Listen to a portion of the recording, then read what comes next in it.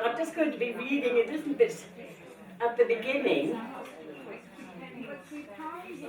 from my book. I must put my glasses on. That my generation is nobody spoke about the Civil War. I mean, it was just silence. And in many ways, I think that we have to talk about it, because I think that the silence means that actually the whole country was traumatized. And I think in a way that we still have that trauma inside us.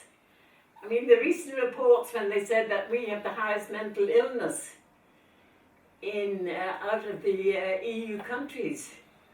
Why? Is that because we never talk about anything? We don't talk enough about anything. Now, I knew as a child that my father had been in jail.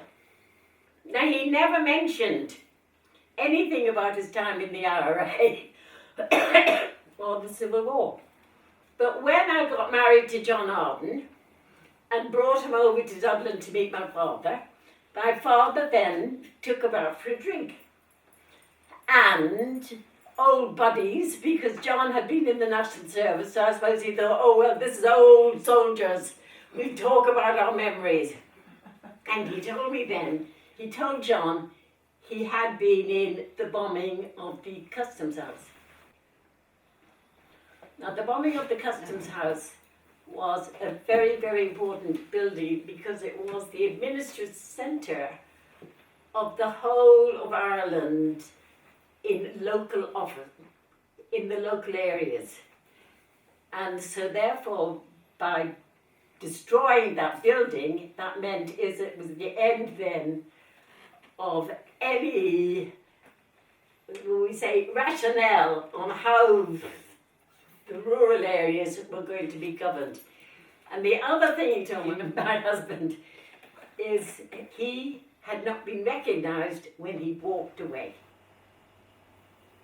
It was the Dublin Brigade, were the main brigade that actually decided to do what they did to the Customs House. But of course it was De Valera who was in America, and what he had said is so that the War of Independence looked as if it was dragging along, and what was needed was a spectacular. And so it was decided that the spectacular would be the Customs House that would actually wake the British up.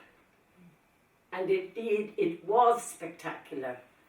I mean, it lasted for 5 days. The Dublin Brigade were basically the proletariat, that we might say.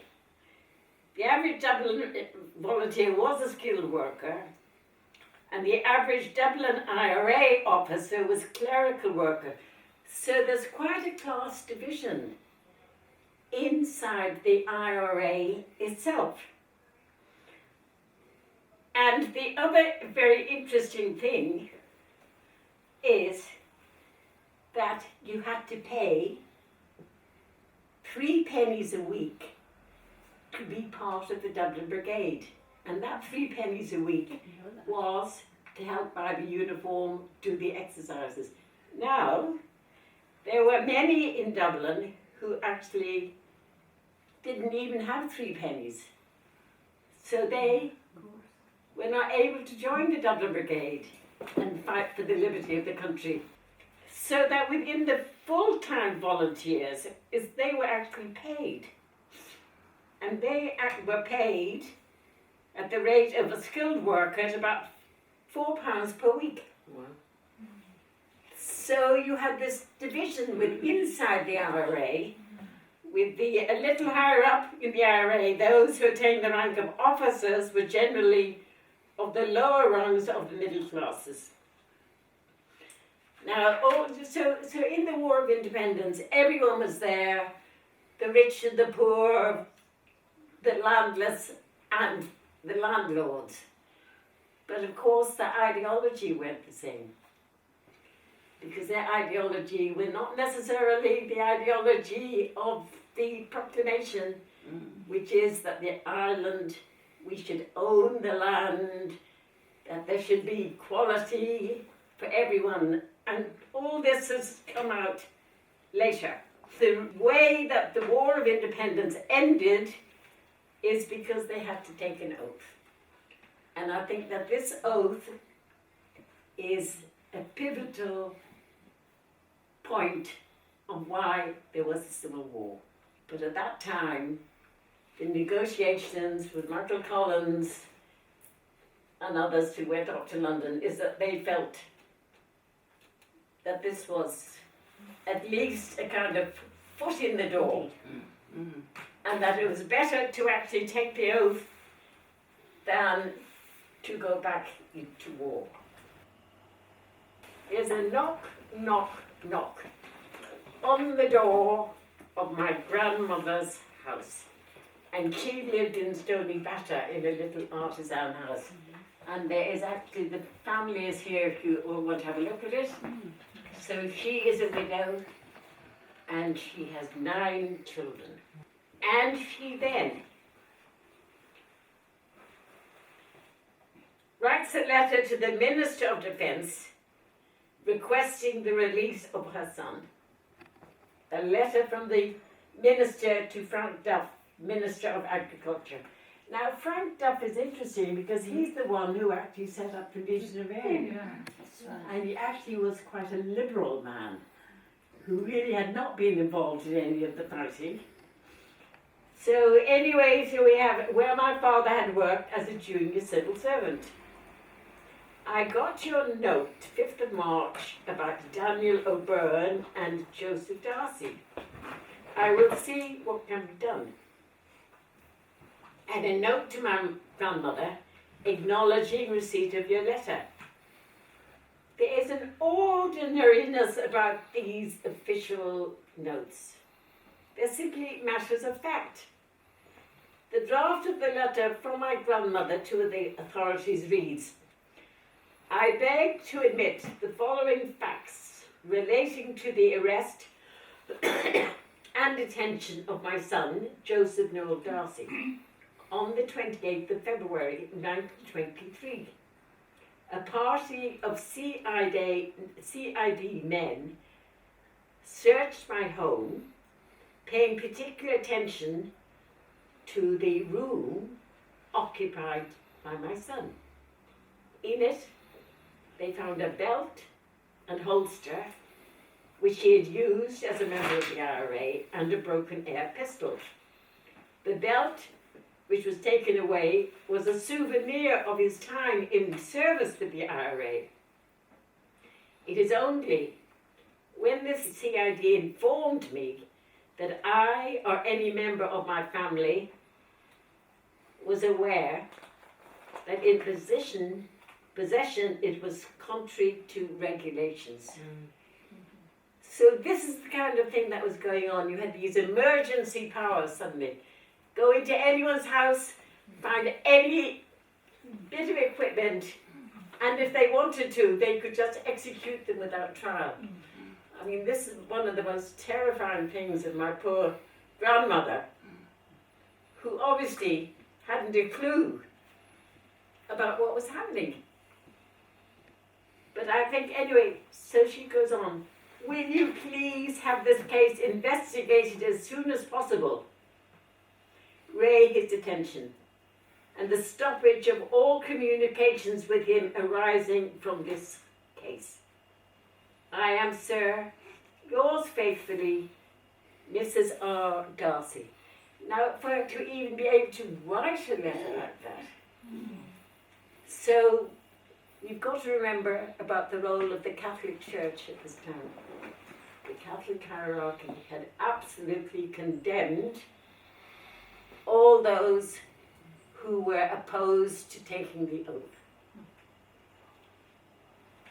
And the Catholic hierarchy said, is that members of the opposition they could not receive communion, and they could not be buried.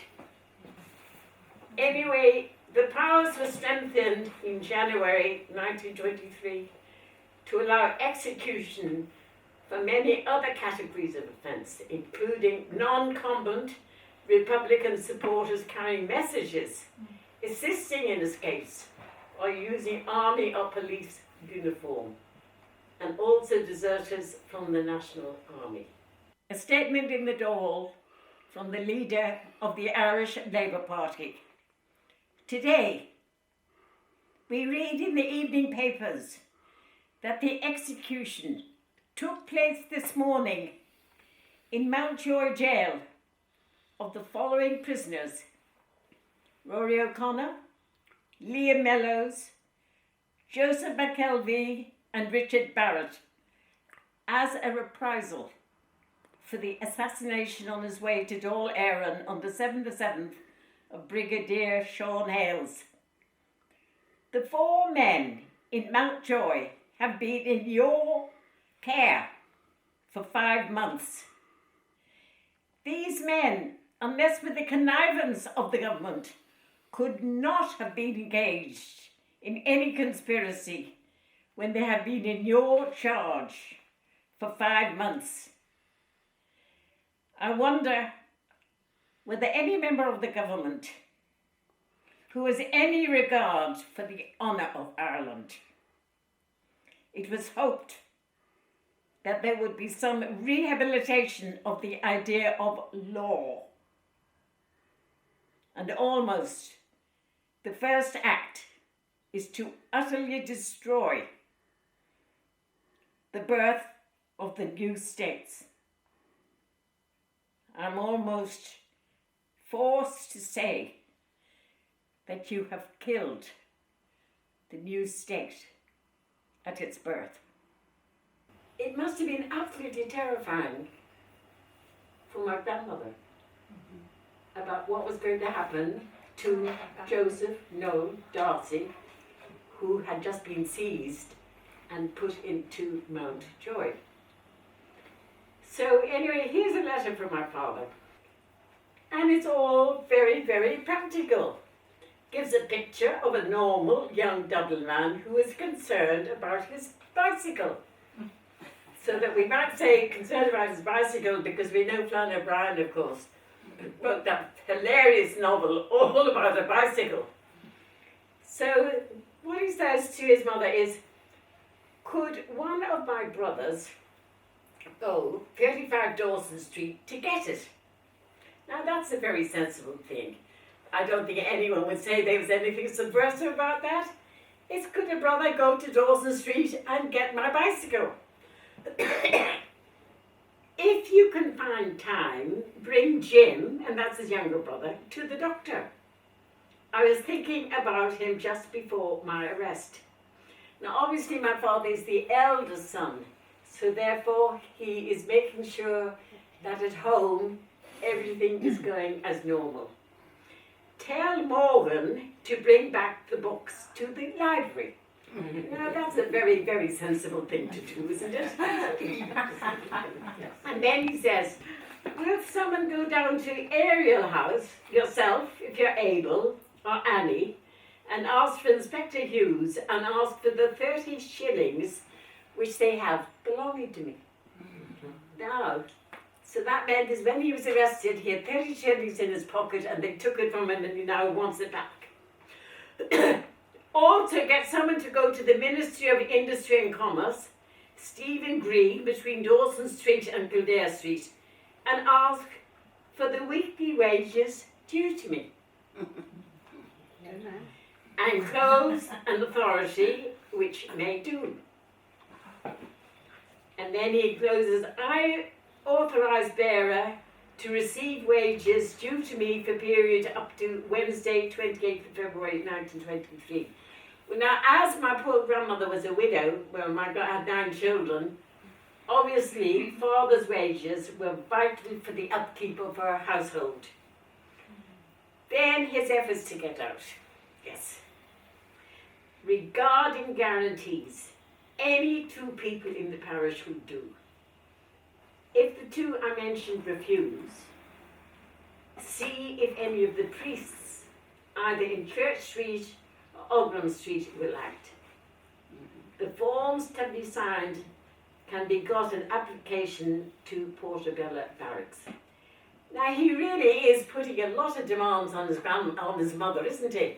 She has to do this, he's organising the whole household, Morgan has to go and get the bicycle, then little Jim has to be taken to the doctor, then also have to go to the library. I mean, he you know, his brain is there showing what a very affectionate, good son he is. And this is to be make sure that the prison authorities know exactly his caring for his family is. Now, then he has a list of things he wanted. Send in the things I mentioned at the earliest possible moment, because one gets rather dirty here without a change of underclothing. P.S. Nothing has yet been heard of my release unless staff at the Ministry of Agriculture is inserting himself on my behalf. As well, I did not get the underclothes you sent. Here we along on the bicycle. Was my bicycle all right? Send in S. Gillette Safety Razor Blades. Anyway, I hope all at home are keeping well. As far as I'm concerned, I'm enjoying pretty good health. The only worrying us in here is the lack of smokes. I hope all at home are keeping well and that everything's all right and no one worrying about me. I am in the best of form. I'm quite happy here. Now, I think also it's quite interesting. I mean, you know, these are the letters that you send.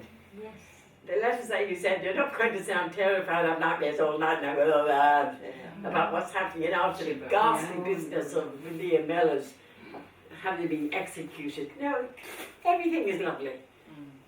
But one interesting thing is that the governor,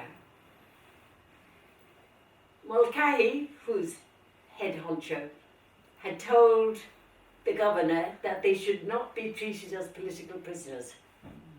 But the governor absolutely refused to go with that. So in that sense that there was a kind of freedom amongst themselves. Now, we might then ask, so what's happening to the ladies? Yeah. Because they were women, they were not going to be executed. And over the period of the war, female political prisoners were held at Kilmainham, Mountjoy and the Dublin Union. Some of them just for a few days, while others, about 300, were held for periods ranging from a few weeks to several months. In each of the prisons, the women organised a prison's council, which dealt with the relevant prisoner governor on their behalf. So this what happened when I was in Armagh, is Mairead Farrell, is that she organised us and she negotiated. Now, whether it was the same degree of what was happening in the men's jails, presumably that there was, so that the political prisoners, political status was granted, and that was by the governor, which enabled the prisoners wear their own clothes and accept responsibility for cooking and serving food. They were also required to keep their quarters clean. Now, the male prisoners accepted all these rules, but the women didn't. Now, from my experience in jail, is that the prison officers, they do not like women, because as women we whine and we scream, while the men really just accept you. Say no, all right, no. The male accepted. Now, what the women said is, we agreed to wash out our own selves. but steadfastly refused to put a hand to the corridors and staircases. After some time, these areas became very dirty, and Deputy O'Keefe passed remarks on the dirt every time he passed in and out. Buckley said that one morning she was the head of the committee, called her to his office in her capacity as OC of the Prisoners' Council, told her he was sending in buckets and brushes to get the corridor washed, and said she could organise some of the prisoners to do the work. Buckley said that she responded to him, "I can what?" she roared. "How dare you suggest that we become your charwomen?" She said then she stalked out of the room with her head in the air. The following day, presumably on O'Keefe's orders, the matron arranged for some of the criminal prisoners to be brought in to clean up the place, and Buckley observed, "These poor derelicts were glad of the change, and gladder of the drop of tea and cigarettes which we gave them." The returned women appeared to believe they should be allowed to select the aspects of the political prison regulations that suited them. Now, this is quite interesting, and there must probably is quite a debate about this. That's what do you do? They say, "Oh, nonsense, nonsense, nonsense." Many of these women, coming from comfortable backgrounds and employing servants and charwomen, had never wielded a mop or broom in their own homes. So there was a kind of a little bit of disputes going on about this, and that the women within that is that the poorer women actually felt quite marginalised. Like these gorgeous women, and we actually have a nice little video of all these women coming along to Maxwell Collins to give their £100. But it is interesting all the time that in my research, the class differences coming up and coming up. And certainly inside the women's movement, they have not acknowledged that. Because on the other hand, to say that what did they call them, is the derelicts. I mean, to actually call another woman a derelict. I mean, that's pretty awful, isn't it? Which actually shows the snobbishness. Yes. Is that they felt that they were superior to these derelicts. And who were these derelicts? I mean, these were women who would have been there on a whole lot of different charges and everything. And also the fact is that we're glad of the change and gladder of the drop of tea and cigarettes which we gave them. Now, wasn't that magnificent of these women to actually give tea and cigarettes to these derelict women who were scrubbing the actual prison for them. So, there's a kind of lot of very interesting... Are we having a look at these gorgeous women? Yes. Now, I'm not saying that all these didn't... The attire is lovely. He's a gorgeous man, too. Now, the other thing is... My God, no wonder all the women are there. Well, there's only a few women. I mean, and also, I must say, Michael Collins is really quite charming. He is. Isn't he? Very handsome. I mean, he really is. Anyway, said amongst the women anyway, they were not a totally collective group. They were not members of Common Demand, and they came from across the class spectrum of upper, middle, working and rural peasant classes.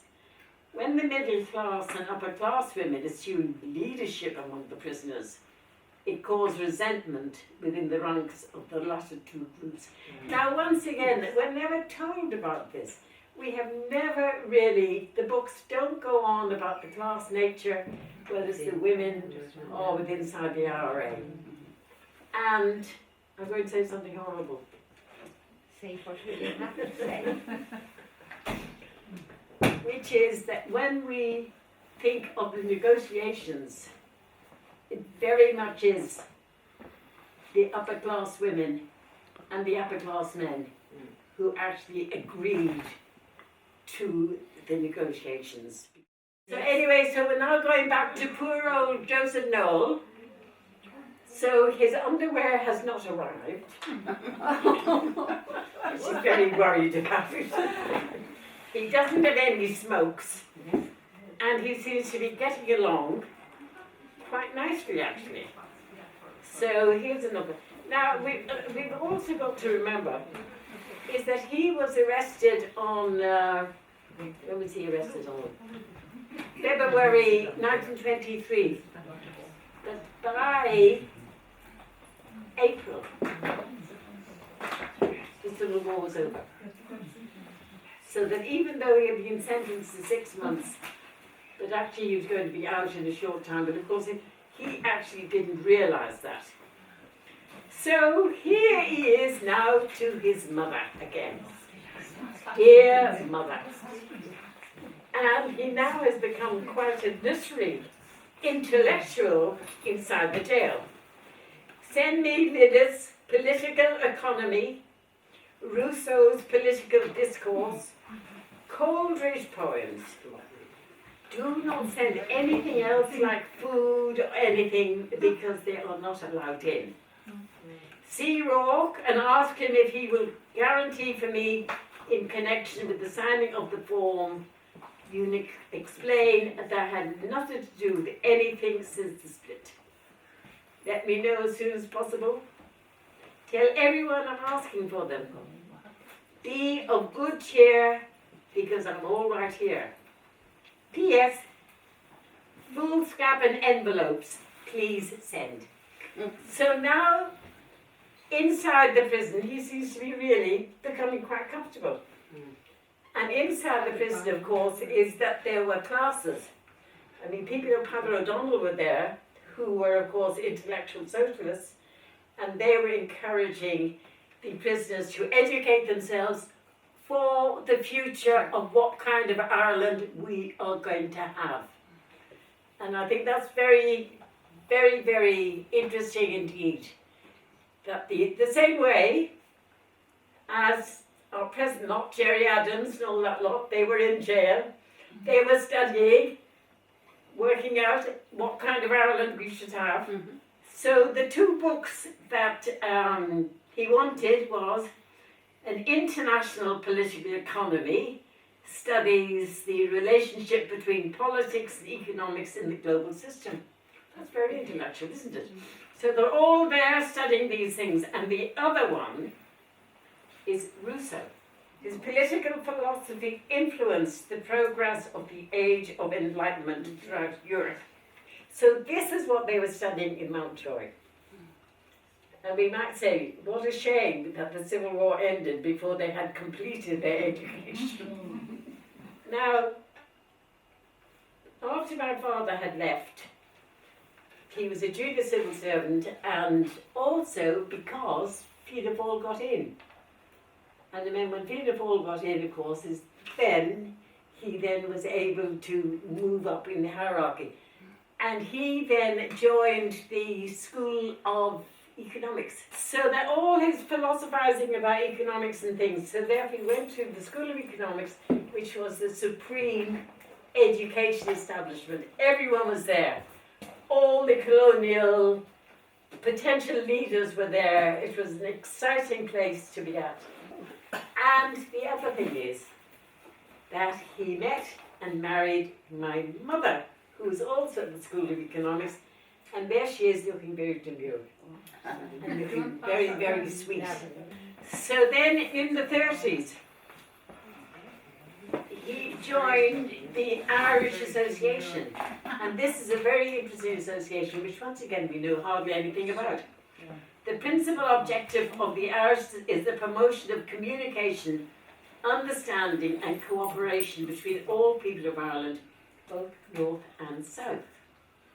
The association is a non-party political, non-sectarian body with the aim to make reason and goodwill take the place of passion and prejudice in Ireland, north and south. The association was created by Unionists and Nationalists, alarmed by growing divisions across the island in the decade after the creation of the two new jurisdictions on the island, and as a deliberate attempt to prevent ever more bitter relations. And that is still going on. And I believe that once again, Wikipedia, thank you, found out the information that very much is that they were part of the Good Friday Agreement. So I just like to say, so that my father, he blew up the customs house, he did destroy all the records from 1600, which historians have actually been pretty thinking about, right? He did not join the Civil War, but when he was in jail, he educated himself to the principles of Rousseau. He went to the School of Economics, and I don't think his life has actually been in vain. Father died of a heart attack when he was 64. A bit unfortunate he died before his pension. When we arrived in Dublin, my father is in his hospital bed, was weak but cheerful, cracking jokes about what a wonderful little heart he had. He asked us to bring him a pear. I remember him holding the pear in his hand, marveling at its shape, smell and colour, and asking us to share his experiences of the pear, the full intensity of his sensuous pleasure in the pear. I had to bring the children back to the flat to put them to bed, but my mother remained in the hostel. Half an hour later she came in and told us he was dead. He died in her arms. I opened my arms to my mother and held her. The only time as in our lives such a thing ever happened, we wept together. His absolute intensity and awareness of the physical just before the end was as though he had been given an ultimate experience of the now. I think that his capacity for feeling alive and for sharing that feeling was born at the time of his escape from the custom house, and his sudden realization that in the middle of the death of his comrades, he lived, and his gratitude for that moment never left him. The evening after his death, my mother whispered to me, not to my sisters, that father had appeared to her in the night, smiling. Very nice.